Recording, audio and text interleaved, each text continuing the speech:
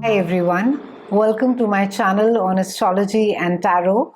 For those of you who are looking at personal readings or at personal consultation, you may write to me at tarotbyanisha@gmail.com. We're going to be talking about new moon that is there in Leo on the 8th of August, and it is also the 8th month, and this is also being referred to as the Lionsgate portal.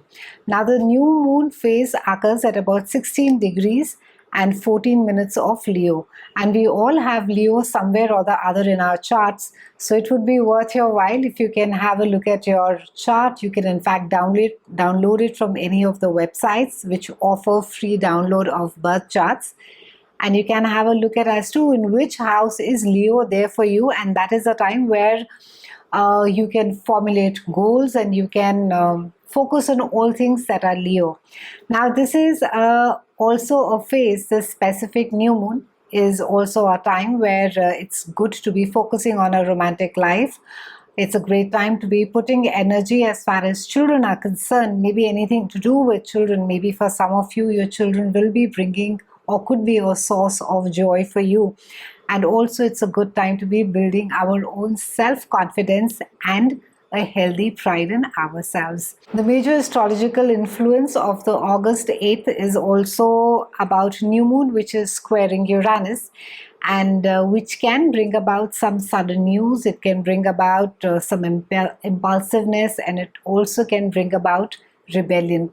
We also have Aquarius that is quite active as of now, and any issues there might be globally around humanitarian issues, or even for our own freedom, right to information, right to know things, all of these things can get highlighted during this time. A lot of Leo lessons speak about taking pride in ourselves, holding ourselves with dignity, having a lot of faith and courage in ourselves as well. Since Leo is a fire energy, besides the courage and a lot of pride that it speaks about, it also deals about being generous. It also speaks about staying true to your own self.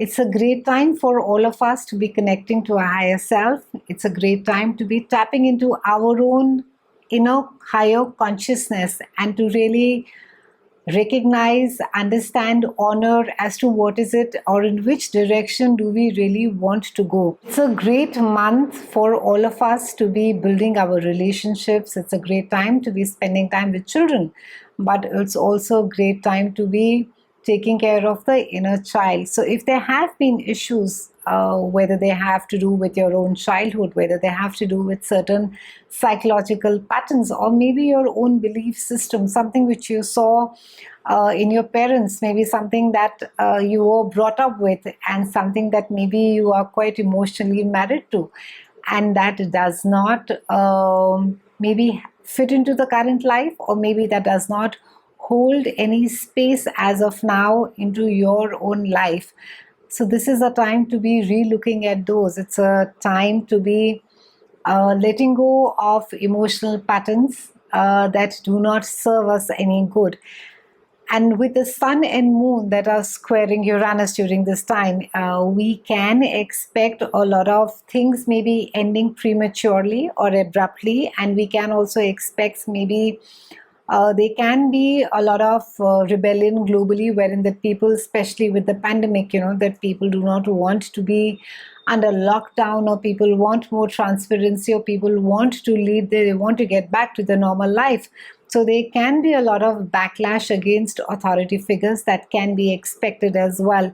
However, Uranus with its unconventionality can also bring about new approach. It can bring about maybe newer ways of looking at things. And because the Uranian energy is also, it rules technology, it rules innovation, it can be that something collectively all of us come about at looking at our world, or looking at a planet with fresh new eyes, that everything has to be sustainable, and things things do not have to be the same way that they were before the pandemic happened, and the lessons that we need to be implementing now to take care of our relationships and also the area or the place or the planet where we live. This new moon, it's a beautiful. It's a magical time for setting intentions. It's a great time for connecting with your higher consciousness, and also it's a great time to be connecting with maybe something that you wanted to do for the longest of time, and maybe you just took a sabbatical, maybe you do not have enough courage, or maybe you're worried about the finances as to how it is that it will materialize. It's a good time to be reconnecting to things that you really love, that you're passionate about, and let your higher consciousness lead you. Try and have as much as faith that you can have with the universe, in the universe, so that the universe can guide you and you can flow along with whatever it is that comes your way.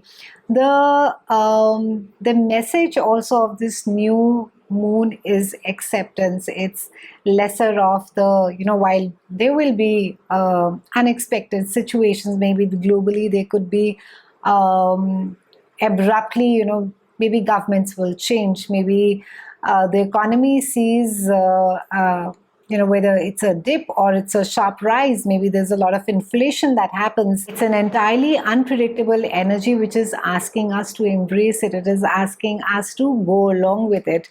And the moment that we are in harmony with the universe, working from this place, we'll find that we are able to manifest things far more quickly, and we are aligned exactly with what it is that we need.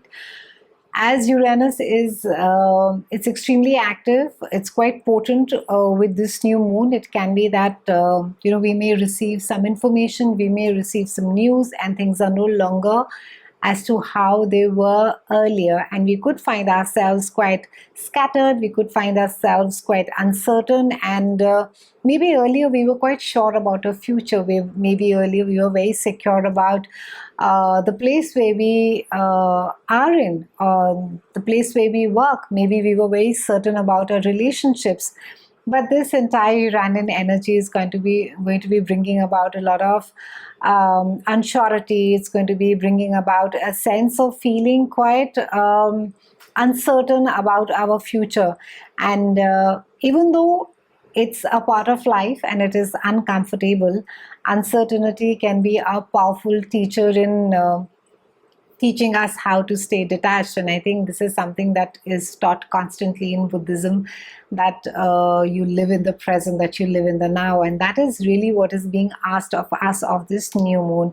So it's a wonderful time to be generous. It's a wonderful time to be noble. And I would say not just this time, any time is a wonderful time to be generous, but with this specific new moon, it's really asking us, and I think it would be worth a while to see as to where exactly Leo is placed for us, in which house, and that is a house where we can work. So for you, if it is, for say for example, there in your fourth house, which is a house of home, maybe you need to be more generous with the people that you live. Maybe you need to be more kinder. Maybe you need to be letting your inner child out to play.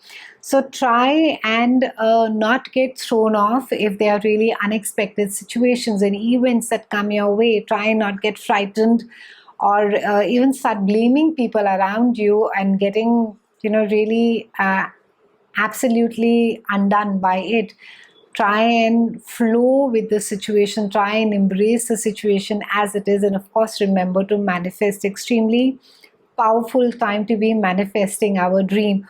Also, this new moon can amplify our egos and our pride, and they could almost be a sense of wanting to prove ourselves at any cost. We may get into unnecessary debates, arguments, and we could feel easily slighted or humiliated, even though it could not be the intent.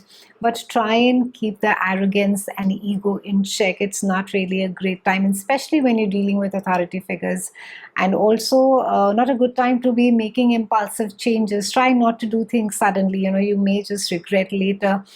And also this, I'm speaking more that if something is reactionary, so try and wait until this energy is over, and then go ahead with whatever it is that you want to do. The best way for this new moon energy is to stay flexible. It's to stay creative, try and encourage yourself, or rather participate, learn a new language, maybe learn how to pick up something, painting that you had left way back, teach yourself a new school, a new skill. Also, avoid being really stubborn, avoid being really refusing to change and saying, no, this is how it is, or it is my way or the highway. Try and also work and connect with your higher consciousness, so that there is more self-awareness about exactly what is it that your higher consciousness is trying to tell you. It's been a pleasure speaking with all of you. Have a fantastic new moon in Leo. I'll see you soon, and thank you so much for watching.